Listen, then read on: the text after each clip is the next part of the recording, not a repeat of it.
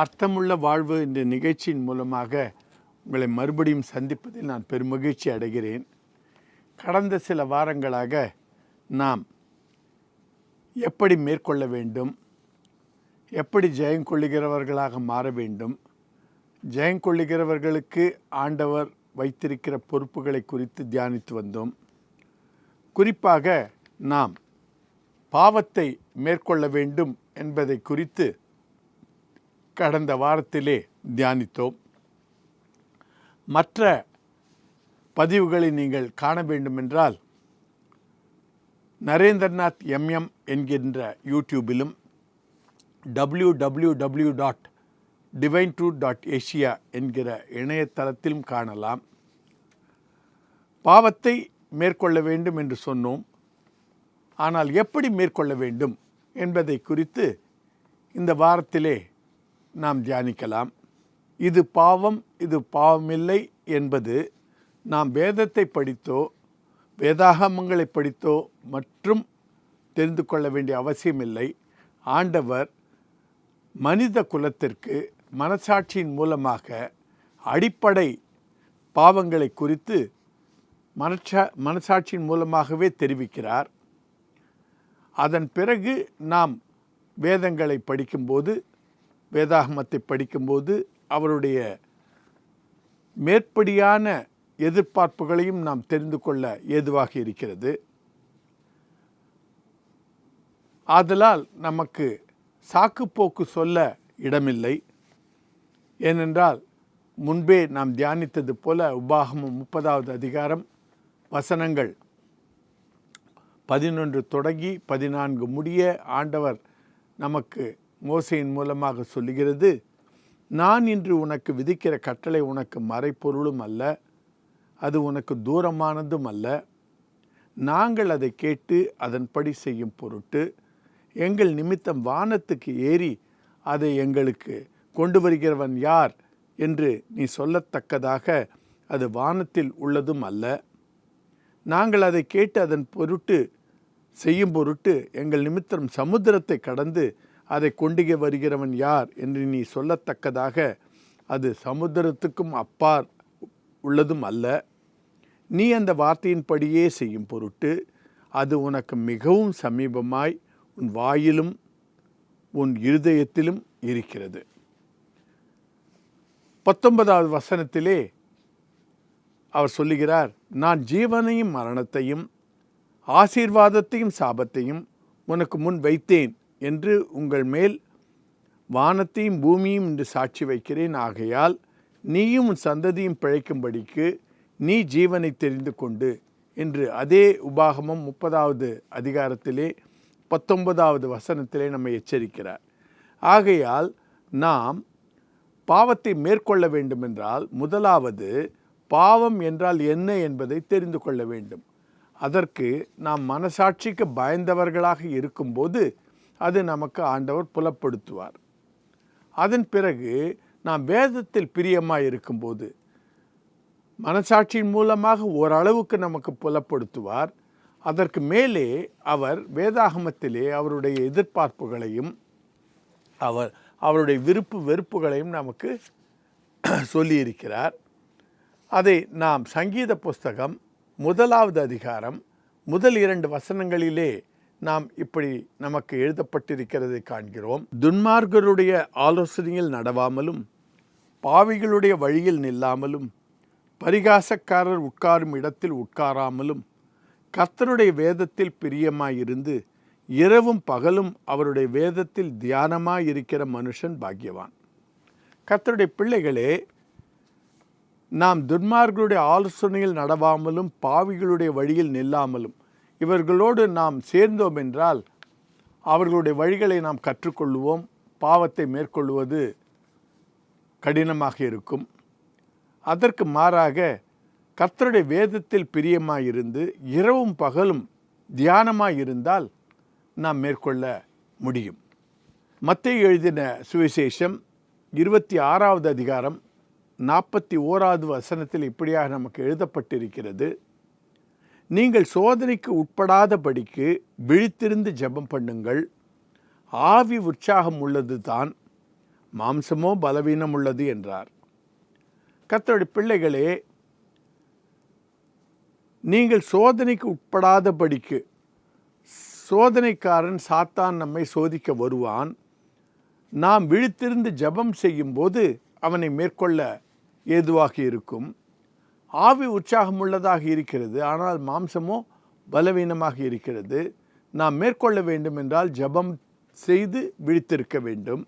மாம்சம் ஆவிக்கு விரோதமாகவும் ஆவி மாம்சத்துக்கு விரோதமாகவும் இச்சிக்கிறது. ஆகையால் கர்த்தருடைய பிள்ளைகளே, நாம் எவற்றுக்கு இடம் கொடுக்கிறோமோ அவை மேற்கொள்ளுவதற்கு ஏதுவாக இருக்கிறது. ஆகையால் நாம் நல்ல சிந்தனைகளை உடையவர்களாக இருக்கும்போது மாம்ச இச்சைக்கு இடம் கொடாமல் இருக்க நமக்கு ஒரு பலம் கிடைக்கிறது.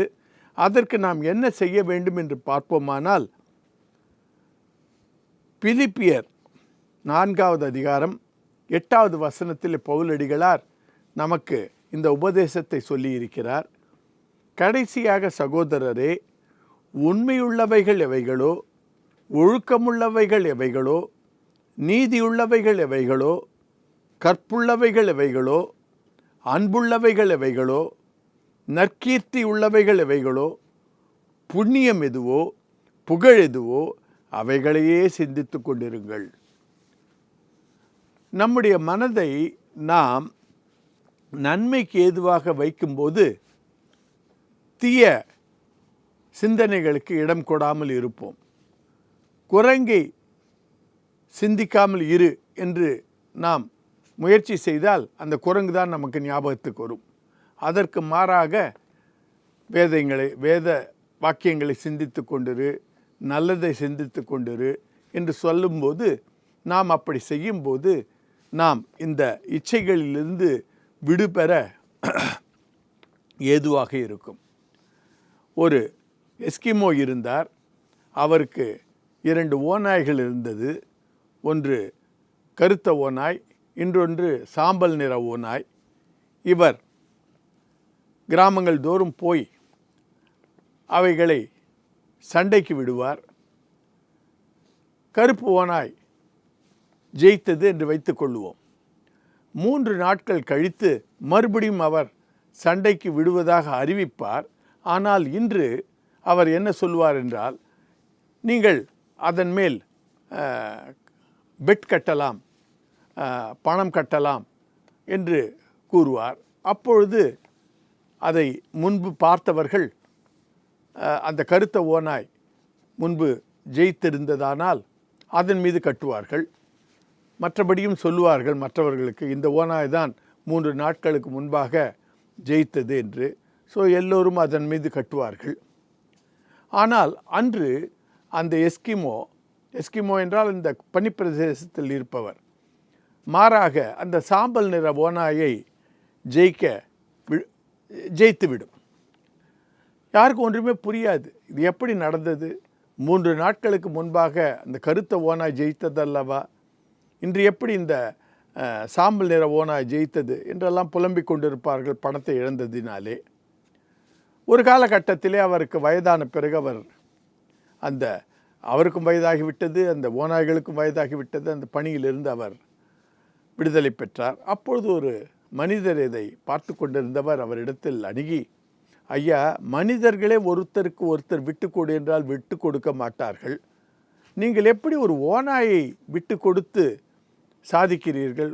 ஒரு முறை சாம்பல் நிற ஓநாயை ஜெயிக்க விடுகிறீர்கள், ஒரு முறை கருத்த ஓநாயை ஜெயிக்க விடுகிறீர்கள்.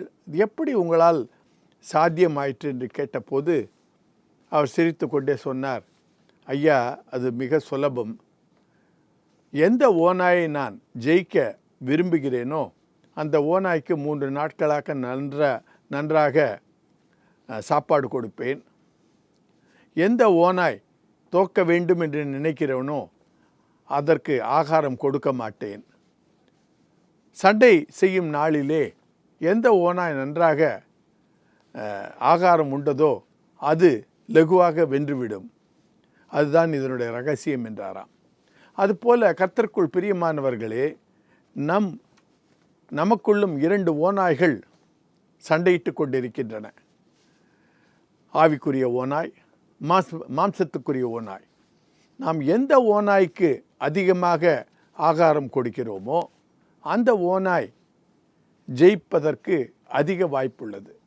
ஆதலால் தான் பவுலடிகளார் சொன்னது போல பிலிப்பியர் 4:8 சொன்னது போல, உண்மை உள்ளவைகள் எவைகளோ, ஒழுக்கம் உள்ளவைகள் எவைகளோ, நீதி உள்ளவைகள் எவைகளோ, கற்புள்ளவைகள் எவைகளோ, அன்புள்ளவைகள் எவைகளோ, நற்கீர்த்தி உள்ளவைகள் எவைகளோ, புண்ணியம் எதுவோ, புகழ் எதுவோ, அவைகளையே சிந்தித்து கொண்டிருங்கள் என்று சொல்லும்போது அவைகளுக்கே நீங்கள் ஆகாரம் கொடுத்து கொண்டிருங்கள். அப்படி நீங்கள் கொடுத்து கொண்டிருந்தால் இந்த மாம்சத்துக்கு அடிமையாகாமல் இருப்போம். அதே போல நமக்கு கொடுக்கப்பட்ட தெரிந்து கொள்ளுதலிலே அதிஜாகிரதையாக இருக்க வேண்டும். ஒவ்வொரு நாளும் நாம் விழித்து எழுந்திருக்கும் போது நமக்கு பல வழிகள் உண்டு. அவற்றிலே நல்ல வழி எது என்று கேட்டு தீர விசாரித்து அதன்படி நடக்க வேண்டும். எரேமியா புஸ்தகம் 6வது அதிகாரம் 16வது வசனத்திலே நமக்கு இப்படியாக எழுதப்பட்டிருக்கிறது: வழிகளிலே நின்று பூர்வ பாதைகள் எவை என்று கேட்டு விசாரித்து நல்ல வழி எங்கே என்று பார்த்து அதிலே நடவுங்கள். அப்பொழுது உங்கள் ஆத்துமாவுக்கு இளைப்பாறுதல் கிடைக்கும் என்று கர்த்தர் சொல்லுகிறார். அவர்களோ நாங்கள் அதிலே நடக்க மாட்டோம் என்கிறார்கள். யூதர்களை குறித்து எழுதப்பட்டிருக்கிறது, நமக்கு மனித குலத்திற்குத்தான் ஆண்டவர் தெரிந்து கொள்ளும் சக்தியை கொடுத்திருக்கிறார். நாம் நன்மையை தெரிந்து கொள்ள முடியும், தீமையை தெரிந்து கொள்ள முடியும். மேற்கொள்ள ஆவிக்கு இடம் கொடுக்கலாம், மாம்சத்துக்கு இடம் கொடுக்கலாம். ஆகையால் கர்த்தருடைய பிள்ளைகளே, நாம் ஒவ்வொரு தினமும் எது நல்லது என்று கேட்டு தீர விசாரித்து அதிலே நடக்கும்போது நாம் வெற்றி பெறுகிறவர்களாக இருப்போம். அதற்கு நாம் வேதத்தை தியானிப்பது, ஜெபம் செய்வது, நன்மையானதையே சிந்திப்பது, தீமையிலிருந்து வெளியே வருவது, இவற்றையெல்லாம் நாம் கைக்கொள்ளும்போது ஜெயம் கொள்ளுகிறவர்களாக மாறுவதற்கு நல்ல வாய்ப்பு இருக்கிறது.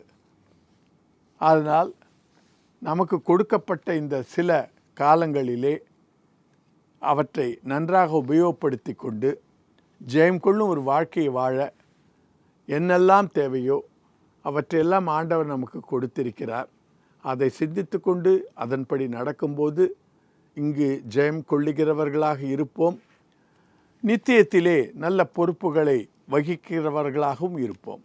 இதனுடைய இதர பதிவுகளை நீங்கள் காண வேண்டும் என்றால் நரேந்திரநாத் MM என்கின்ற யூடியூபிலும் divine2.asia என்கிற இணையதளத்திலும் காணலாம். மறுபடியும் சந்திக்கும் வரை விடைபெறுகிறேன். நன்றி, வணக்கம்.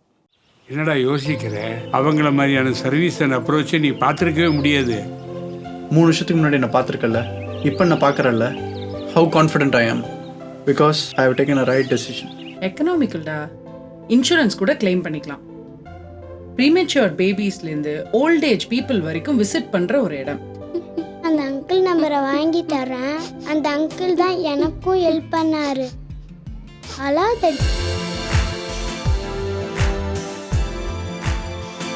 எல்லா பேஷண்ட்ஸுக்கும் பர்சனல் கேர் தராங்க. 30 years of proven medical records.